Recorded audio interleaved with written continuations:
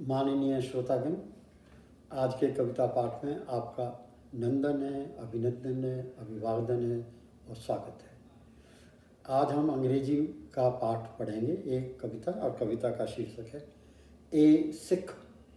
इसके बारे में मैं आपसे इजाज़त लूँगा, आपसे आज्ञा चाहूँगा कि मैं 2 मिनट इसके बारे में बैकग्राउंड दूँ कि ये बुक मैंने कैसे लिखी। ये बुक जो है इस life must unfold fresh flowers, ये बुक है और इसके अंदर तकरीबन 22 पोएम्स हैं और जो पोएम मैं पढ़ने जा रहा हूँ आज ये 11th पोएम है और जैसे मैंने आपको बताया इंग्लिश में है और इसका शीर्षक है ए सिख। दूसरा भाग इसके इंट्रोडक्शन का ये है कि मैंने पंजाबी सभ्याचार को बहुत नज़दीकी से देखा है। मेरा बचपन, मेरी कॉलेज एजुकेशन, मेरी यूनिवर्सिटी एजुकेशन ऐसे वातावरण में हुई है जो पंजाबी सभ्याचार से भरपूर था और उसी से प्रभावित होके, प्रेरित होके मुझे खुशी है आपको बताने में कि आज से 2 साल पहले 2018 में मैंने बुक लिखी। बुक का इसका नाम है पंजाबी सभ्याचार के पूजनीय वैश्विक दिव्य स्वरूप, अनुकरणीय संग्रामी महायोधा व हस्तियों पर काव्य पाठ।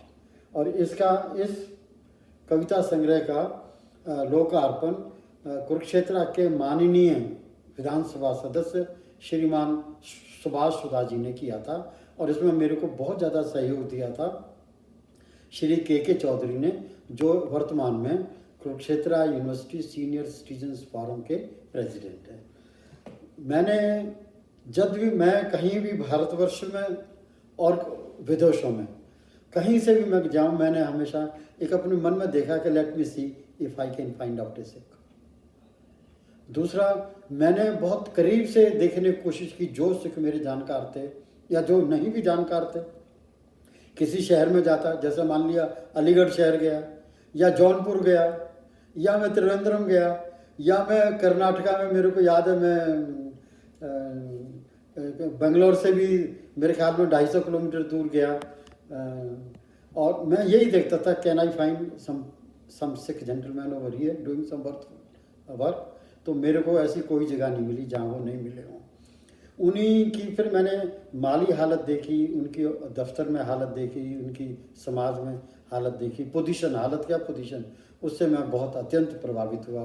और मैं तो ये कहूँगा इसको पढ़ने से पहले कि अगर हम सब इस चीज़ से प्रभावित हो जाएं कि एक पर्टिकुलर सिख का जीवन शैली क्या है और उसका कैसे वो क्रियाशील रहता है और कैसे क्रियाशील होकर अपने जीवन के श्रम परिश्रम में से वो धन उपार्जन करता है या मान सम्मान उपार्जन करता है, वो कैसे करता है, तो मैं तो समझता हूँ ये तो एक विश्वव्यापी एक हमारे पास में नुस्खा होगा। अब मैं शुरू करता हूँ और सारा मिला के 5 मिनट लूँगा और एक एक शब्द का मीनिंग है क्योंकि ये भी मेरे अंतरात्मा से निकले हुए शब्द हैं इंग्लिश के अंदर। पहला स्टैंजा है, a Sikh is a perennially inspired superhuman being. A Sikh is the one who is ever motivated and over-ambitious, someone whose permanent intention is to toil hard, someone who sustains the decision to remain determined to work hard. A Sikh is the one who settles his goals one after another. A Sikh is the one who settles his goals one after another, a person who penetrates deeper to achieve goals one after another, someone who is continuously marching forward and fast, someone who goes into the turf of time, like a racing football into the goal post. A Sikh searches opportunities throughout thoroughly and judiciously. He discovers them with precision just like a honey bee. He weaves together the circumstances and situations like a weaver bird. He rises to every visible and invisible occasion to hold fast, to produce describe results. मैं आपसे मैं request करूंगा कि आप एक एक शब्द को ध्यान से सुनिए। ये परफेक्ट उसकी डेफिनेशन इस पोएम में एक सिख जेंटलमैन की गई है। Despite a very low percentage by any major, despite a very low percentage by any measure, a Sikh is ubiquitous in distribution across the oceans, in all continents, in all the states and nations, virtually everywhere, train stations, airports, and even all moving aeroplanes.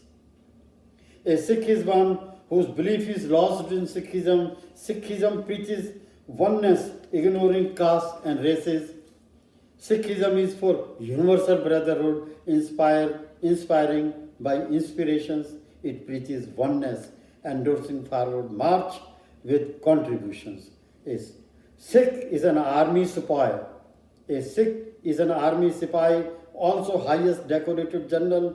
A Sikh is a shopkeeper, businessman, industrialist, entrepreneur, a pilot, a driver, a gatekeeper, a minister, a prime minister, a president, social leader, philanthropist, and above all, a farmer, progressive, awarded, and rewarded. A Sikh is a living example of disciplined and determined person. A Sikh is a living example of disciplined and determined person. Poverty and unemployment is largely unseen. His sensibility is laden with kindness. Well-being, cooperation, promote them to prosperity. Well-being, cooperation, promote them to prosperity. Observe a Sikh, observe his lifestyle. Perhaps one can salvage oneself from despondency and dependency forever. A Sikh is a worshipper of 10 gurus. A Sikh is a worshipper of 10 gurus. His faith flourishes in the teachings of Guru Granth Sahib Ji. His roots lie in the Punjab states of India and Pakistan. His mother tongue is Punjabi, and Punjabi Sabhyachar is his lifestyle. Thank you so much. Sikh समाज से सीखने के लिए हमारे पास में बहुत अच्छी examples हैं और मैं आपको विविड एग्जाम्पल्स दूंगा।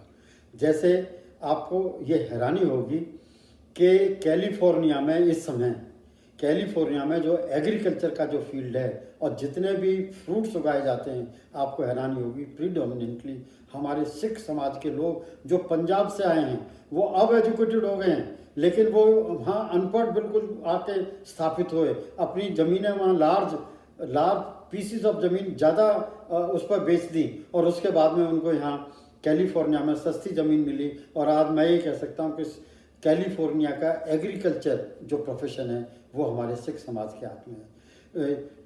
अगर आप इटली का देखें तो इटली में जो डेयरी वहाँ का मेन प्रोफेशन है, नेशनल प्रोफेशन है, और वहाँ के बच्चों ने डेयरी प्रोफेशन में अपने भागीदारी जीरो कर दी, कहता मैं नहीं ये काम करना। आपको हैरान होगी इटली का डेयरी प्रोफेशन आज की डेट में 80% सिख समाज के हाथ में है।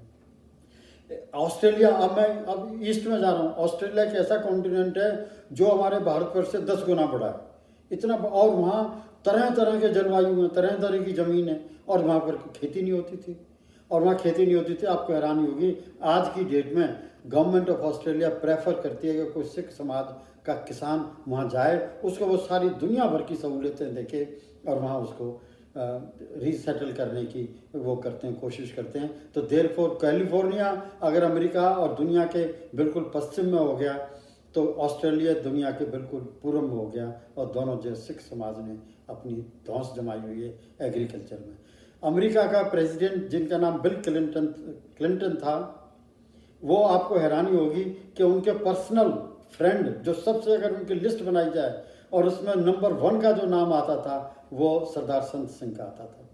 और सरदार संत सिंह के लिए ये भी एक अजीब पहली गरीब बात है कि कोई अमेरिका का सिटिंग प्रेसिडेंट बिल क्लिंटन सरदार संत सिंह से अमेरिका में उनके निवास स्थान पर पर्सनली मिलने गए। और आज की डेट में भी जब भी प्रेसिडेंशियल इलेक्शन होते हैं, स्पष्ट और अस्पष्ट तौर पर सरदार संत सिंह का कंट्रीब्यूशन तो दान के हिसाब में होता है, वो अग्रणी अगर 10-15 लोग हैं तो उनमें से एक का होता है। कहीं भी आप जाके देख लीजिए, मैं आपको क्या बताऊं, इवन ग्वालियर जाके देख लीजिए। एक बार मैं बरेली गया, बरेली यूनिवर्सिटी एग्ज़ाम लेने के लिए, तो सुबह मेरी गाड़ी वहाँ 7-1 बजे रुकी। जो 7 बजे गाड़ी रुकी, मैं बाहर आया, तो जब मैं बाहर आया, बिलीव मी, एक बारी तो मेरे को ये लगने लगा कि कहीं यार मैं गलत गाड़ी में तो नहीं बैठ गया, कहीं मैं लुधियाने तो नहीं आ गया। रीज़न भी वहाँ जो नज़ारा था वो ये था कि सारे इतने खुशहाल हैं। तराई का जो जीवन है ना, तराई का रीजन है जो वहाँ उत्तरी तराई के रीजन में, उत्तराखंड में, वो सारी 99% ज़मीन जो है अपने सिख समाज के पास में। तो मैं हैरान कैसे हुआ जब मैंने सोचा कि लुधियाने तो नहीं आ गया, कि सारे बहुत भ्रष्ट, सारे बहुत संभ्रांत परिवार से लोग गाड़ियां, लंबी लंबी गाड़ियां लेके और अपने अपने रिश्तेदारों को लेने आए हुए थे। और जैसे लुधियाना स्टेशन पर मैंने खुद ने देखा है, somewhere in the month of April के दूसरे हफ्ते में आप जाके देखिए, तो वहाँ सारे किसान जोर जोर से आवाज़ लगाते हैं, हाँ भाई मेरे पास आ जा, मेरे पास आ जा। बिहार से लेबर आई हुई होती है। इसी तरह मैंने बरेली में देखा उनको कि वो लेबर को अपने घर, अपने खेतों पर ले जा रहे थे। और एक एक किसान है बरेली में, तो ये हालत है कि उत्तर प्रदेश होते हुए सरदारों ने वहाँ ऐसी ऐसी एक ही ज़मीन ले ली, यहाँ से गए बेचारे गरीब, और वहाँ जाके उनके पास में आज की डेट में 100-100 किले ज़मीन है, और उसी ज़मीन में उन्होंने बी कीपिंग भी की हुई है, मीन्स शहद भी उसमें बनाते हैं, फ्लोरिकल्चर की हुई है उन्होंने वहाँ, मतलब पुष्प फूलों की वो खेती कर रखी है, वहाँ उन्होंने पीसी कल्चर कर रखी है, मतलब फिश उगाते हैं, और वहीं उन्होंने कागज़ बनाने के लिए पेड़ उगा रखे हैं, वहीं वो अपना कनक भी उगाते हैं, और वहीं वो अपना चावल भी उगाते हैं। और जो अगर राजस्थान में चले जाएं, श्री गंगानगर में, तो सारी की सारी जो ज़मीन है वो सिख समाज की है। और उन्होंने जो वहाँ कभी मैं कह रहा हूँ 4 दाने नहीं होते थे, अब उसको एक ग्रेनरी बना दिया इंडिया का। वो अगर देखा जाए वर्चुअली तो पंजाब का एक पार्ट है। और मैं जब जलंधर पढ़ता था डीएवी कॉलेज में, आपको अजीब बात बताऊं, और मैं 3rd क्लास में उन दिनों में ट्रैवल कर रहा था, तो मेरे बराबर में 2 सिख जेंटलमैन बैठे हुए थे, फार्मर आए हुए थे, मैं वो आपस में बात कर रहे थे, तो मैं उनकी बात बताता हूँ, ये बात है 1968 की। वो ये बात कर रहे थे, वो कहता यार मैं तो अपनी सारी ज़मीन बेच दी, और मैंने चंगे पैसे, खरे पैसे मिल गए, और हूँ मैं कहता मैं अहमदाबाद जा रहा हूँ, तो मैं गुजरात जावांगा, और गुजरात जाके कहता मैंने बहुत सस्ती ज़मीन बन जाऊगी, इतने मेरे को 5 किले थी, उत्थे मैं 50 किले बना लूँगा। विद द रिजल्ट, जो भी आज की डेट में, मैं आपको अपने आंखों देखे वाली बात बता रहा हूँ कि गुजरात में जो हमारी सभ्यता थी, मोहनजोदड़ो की सभ्यता, उसके पहले तो हम ये कहते थे सिर्फ वो पाकिस्तान में अवेलेबल है, लेकिन अब उसके जो चिन्ह है मेरठ तक अवेलेबल हो गए, और उधर से गुजरात में अवेलेबल हो गए। तो गुजरात की बात बताता हूँ कि गुजरात में एक साइंटिस्ट, आर्कियोलॉजिस्ट वहाँ गया, और उसने वहाँ बात की कि भाई तुमने यहाँ क्या देखा, तो मैं हैरान रह गया। वहाँ किसान था, पंजाबी बोल रहा था, सरदार जी थे, और वो बोल रहे थे, कहता जी ये दरिया था हूँ अगे तो बहुत बहदा से, होने दे विच पानी नहीं रहा। मतलब मैंने आपको इतनी सारी एग्जाम्पल्स दी हैं, इन लोगों से कुछ सीखा जा सकता है, और समाज में कैसे रहना है, स्पेशली कैसे परहित साधना है, और समाज को एक माला में पिरोना है, वो इनसे सीखना है। कि अमेरिका में, सारे यूरोप में जो बच्चे हमारे पढ़ने आते हैं, वो शनिवार और इतवार को गुरुद्वारे में सुबह जाके बैठ जाते हैं। वो 5 दिन उनको जो खाना मिलता है वो अंग्रेजी खाना मिलता है, जो उन्हें पसंद नहीं आता, और गुरुद्वारे में जाके वो ऐसे जाते हैं जैसे बारात में गए हों। उनको सुबह चाय मिलेगी, पकौड़े मिलेंगे, दोपहर को उन्होंने खीर मिलेगी, रायता मिलेगा, पूरियाँ मिलेंगी, परांठे मिलेंगे, और उसी तरह से शाम को। और देख लो, सबको कोई चला जाए, 1000 आदमी चला जाए, 1000 का खाना उपलब्ध है, 10 या 10 का उपलब्ध है। तो मैं नमन करता हूँ, और मैं इनसे बहुत इंस्पायर्ड हूँ। मैंने इनके बारे में बहुत कुछ लिखा है, जैसे मैंने आपको बताया पंजाबी सभ्याचार पर, ये मेरी हिंदी की वो है, और ये जो मैंने आज आपको बताया ये इंग्लिश पर है। और मैं तो इनको प्रणाम करता हूँ, और सभी से मैं ये आशा करता हूँ कि हम एक दूसरे से सीखें। मेरे में भी कुछ सद्गुण होंगे, आप में भी सद्गुण हैं जो आप मेरी सुन रहे हैं, हर आदमी में कोई ना कोई सद्गुण है।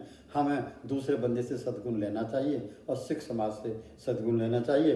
हे श्रोताओं, मैं आपको भी नमस्कार करता हूँ, और सिख समाज को भी नमस्कार।